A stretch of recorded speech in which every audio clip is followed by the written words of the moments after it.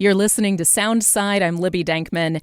And before we warm up your weekend, I wanted to take a quick moment to look back at a story from earlier this week.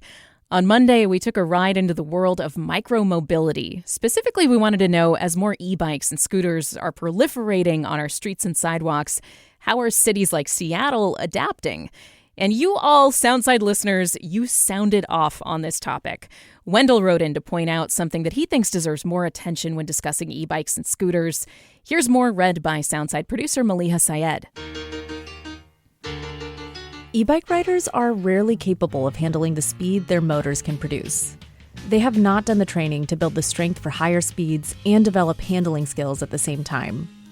And these compromised handling skills are performed on narrow, crowded paths often occupied by fragile people.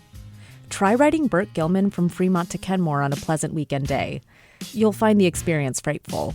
Wendell added that allowing e-bikes and scooters into bike lanes is muddying the waters of what vehicles are or are not permissible on pedestrian paths. The signage says no motorized vehicles. Allowing electric motors to violate the prohibition, gas-powered motors are now joining in, as enforcement is nearly impossible. Motorized vehicles belong in the street with cars, buses, and trucks. They are motorcycles, not bicycles.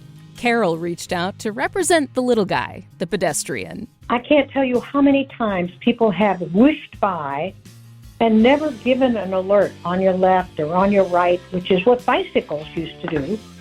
I think you need to address this problem, and there needs to be some rules so the pedestrians can be safe. And that was echoed by listener Michael. He noted that Paris has officially banned e-scooter rental companies like Lime, although scooters owned by individuals are still allowed. Perhaps Michael's saying that that's something Seattle should consider.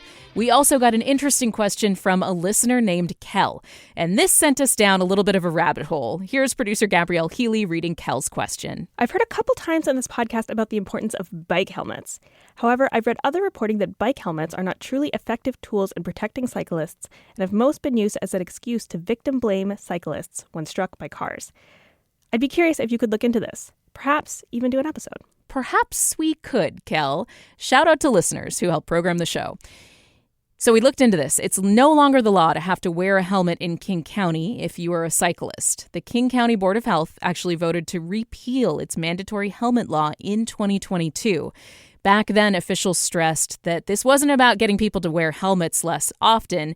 The change was meant to address disproportionate enforcement of that law on Black, Indigenous, and unhoused riders.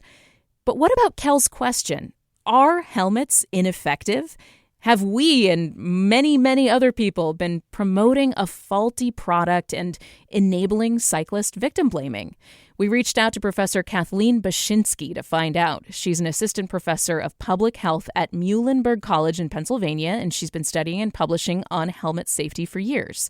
And she told me, slow your roll on helmet hate. I think it's very wise to wear a helmet, but they're not the whole story. They're only one piece, one kind of public health intervention, and there's so many other public health interventions that are also crucial. And one of the most important to my mind is improving infrastructure for cyclists, protected bike lanes, other ways to make sure that cyclists and cars are at the minimum possible chance of interacting on the road, coming into collision with each other.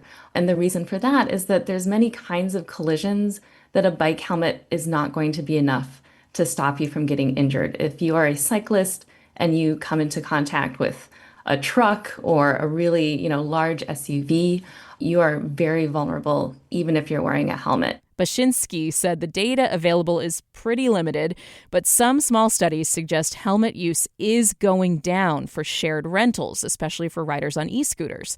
Unsurprisingly, she stresses, that's not the best choice to make on a faster-moving e-vehicle. It's a really substantial risk if you happen to have an impact and your head is completely unprotected and you've got, cement, a hard road that you may be falling on.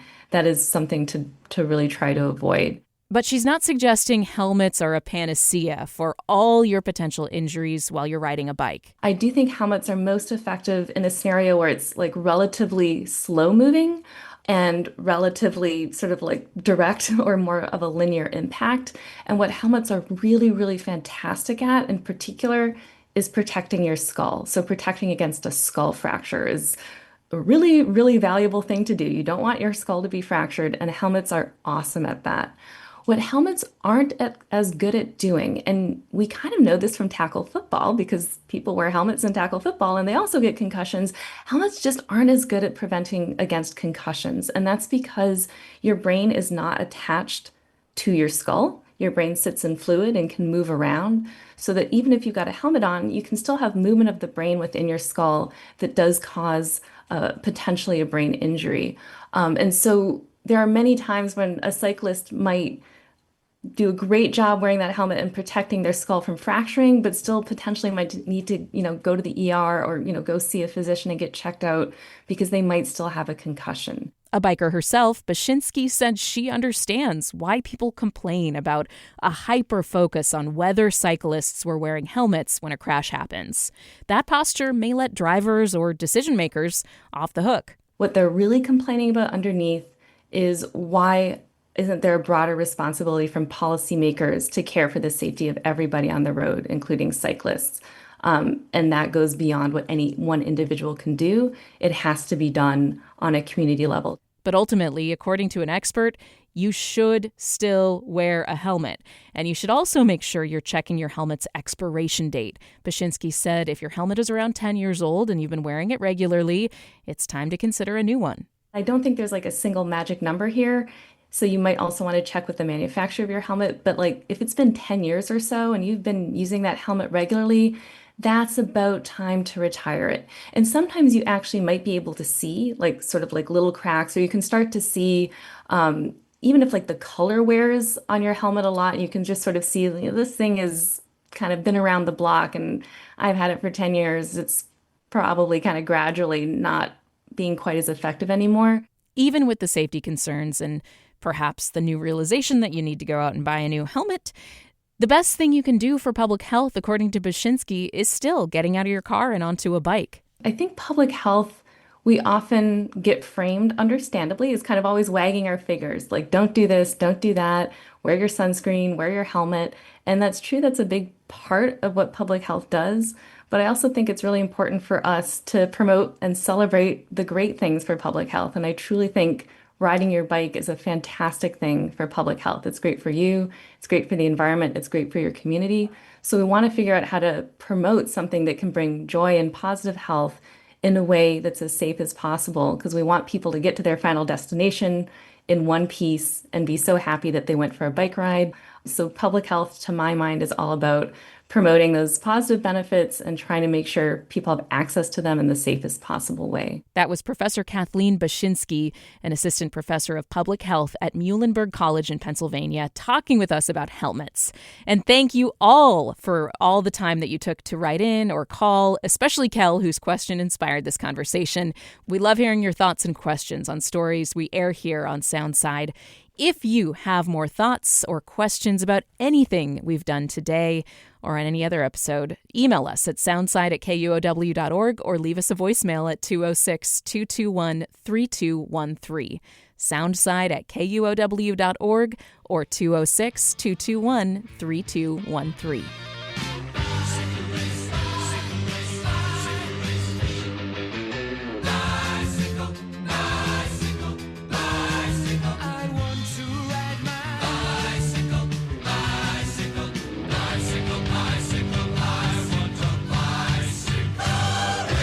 Thanks for listening to Soundside. This show is only possible because listeners support us. If you're able to give right now, please check out the show notes for a link to donate. And don't forget, you can listen live on KUOW 94.9 FM Seattle at noon and 8 p.m., Monday through Thursday, or anytime online at kuow.org.